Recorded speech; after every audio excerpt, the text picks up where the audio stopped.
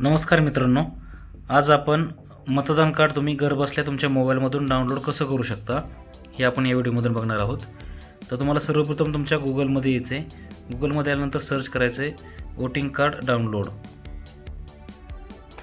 Enter केल्यानंतर तुमच्यासमोर जी website open होईल, पहिली जी वेबसाईट आहे त्या पहिल्या वेबसाईटवरती तुम्हाला क्लिक करायचं. इथं ही वेबसाईट ओपन केल्यानंतर तुमच्यासमोर लॉग इन आणि साइन अप असं दोन ऑप्शन असतील. ज्या मित्रांनी पहिलं रजिस्ट्रेशन केलेलं आहे ते डायरेक्ट लॉग इन करू शकतात, पण ज्यांचं रजिस्ट्रेशन नाही त्यांनी रजिस्ट्रेशन कसं करायचं मी थोडक्यात सांगतो. साइन अपवरती तुम्ही क्लिक करायचे. साइन अपवरती क्लिक केल्यानंतर तुमचा मोबाईल नंबर टाकून घ्यायचा. इथं मोबाईल नंबर टाकल्यानंतर मेल आय डी तुम्हाला ऑप्शनल आहे.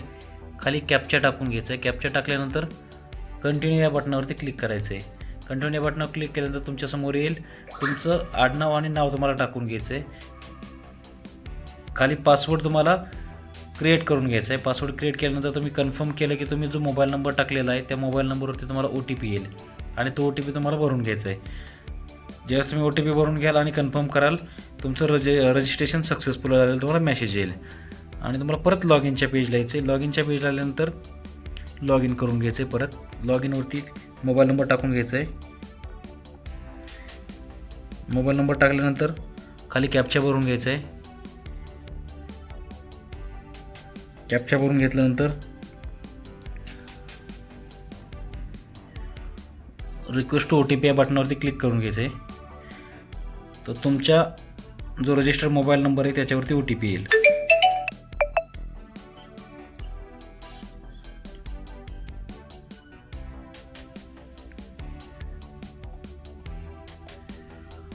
व्हेरीफाय अँड लॉग इन या बटनावरती क्लिक करायचं आहे.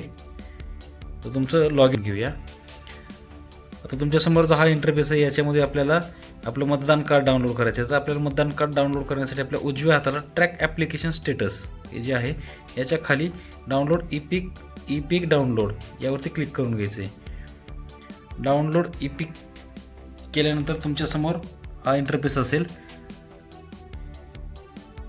Download electronic copy of EPIC card.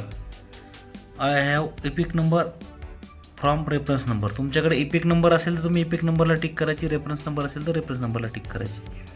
आता माझ्याकडे आहे इपिक नंबर तर मी इपिक नंबरला टिक करतो आहे आणि इपिक नंबर टाकून घेतो आहे. इपिक नंबर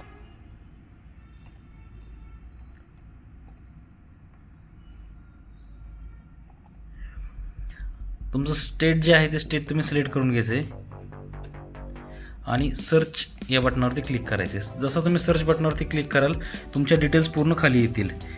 थोडंसं खाली घ्यायचे आणि सेंड OTP तुमचा जो रजिस्टर्ड मोबाईल नंबर असेल तुमच्या मतदान कार्डला त्याच्यावरती सेंड OTPला क्लिक करायचे. जर का तुमचा मोबाईल नंबर रजिस्टर्ड नसेल इथे तर तुम्हाला मोबाईल नंबर नॉट रजिस्टर्डमध्ये ते लिहून येईल. तर तुम्हाला मोबाईल नंबर रजिस्टर्ड करायचा आहे. त्यासाठी आपण एक दुसरा व्हिडिओ बनवलेला आहे तो व्हिडिओ बघा.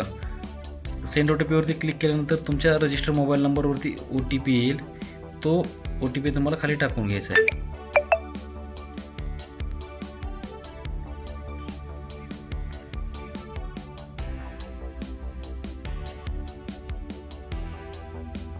आणि व्हेरीफाय करायचं आहे. व्हेरीफाय केल्यानंतर तुम्हाला इपिक डाउनलोडचं ऑप्शन येईल.